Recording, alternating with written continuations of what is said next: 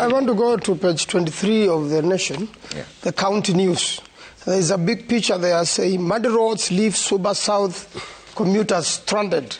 And they say there, men attempt to dig out a lorry that got stuck on the muddy Nyambera-Maguga Road near Nyadenda Trading Center in Suba South, Homa Bay County yesterday. The area lacks tarmac roads. That's the real status of the country. And this is not just duplicated in Homa Bay. It is in many parts of the country. The last good tarmacs which were done in this country were done during the time of President Kibaki. And if there are poor roads and the fuel is high, the only thing which explains why maize flour prices dropped was we have been very lucky. God is very kind to Kenya. After God realized how President Ruto was unable to run the country, he's been giving us rains. Yeah. And the Kenyans have worked very hard because the Kenyans have really been abandoned. If you tour the countryside, you will know Kenyans are very depressed. They are very unhappy, and many of them are unable to take children to school. Many of them frustrated. Many roads, when it rains, unpassable. But the government keeps on painting a good image. Very good at talking, and then misinformation. The truth of the matter is, since President Ruto came to power, Thwake Dam, which Kibaki and Uhuru worked very hard to complete, Uhuru left it at 94%. Ruto has been unable to work on 4%. When I pushed very hard, even the contractor left and the site was totally abandoned. When I pushed hard, they sent about 260 million, which only went to debts.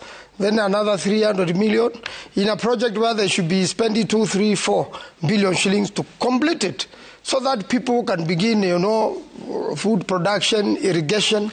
So if Thwake Dam has failed, Konza City has slowed down completely. And there is no actually serious government project running in this country other than the fraudulent housing project with monies looted from people's pay slips and then mismanaged. And then you don't know how it's going to, you call it affordable.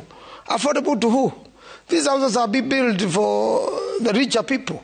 So I want to rate him, as 3%, 3 out of 10. Okay. He's really failed the country. He's very good at the gift of the talk, but the real action is zero. Kenyans are just tired, fed up, quiet, and waiting to send him home in 2027. And I really want to encourage those who don't vote, because 8 million Kenyans didn't vote. That's a big disservice. Yeah. This time to wake up because they have seen the reality. All these young people to be registered as voters and to register as Kenyans, and also to participate in the election, and also to work for IBC. Okay. Because after the presiding clerk and the deputy, because the only threat we have now, they are going to steal elections. And all that Ruto is preoccupied with is a second term. He's not preoccupied with serving Kenyans. He just wants to serve himself, his personal ego, on a second term together with his cronies. And then after that, he doesn't care about the country. And yet he's one of the investors in this country. He will hope once he loses the election, he's going to be a good citizen. He will wake up and start building the economy. The economy is dead. Yeah. Children are not going to school. Okay. I mean, it's so chaotic. Out there, if you go to the villages, the number of students reported to university we are fundraising for is shocking. The so-called SHA, they'll paint a very good image. But the truth of the matter is we have so many patients who have paid for that SHA fully.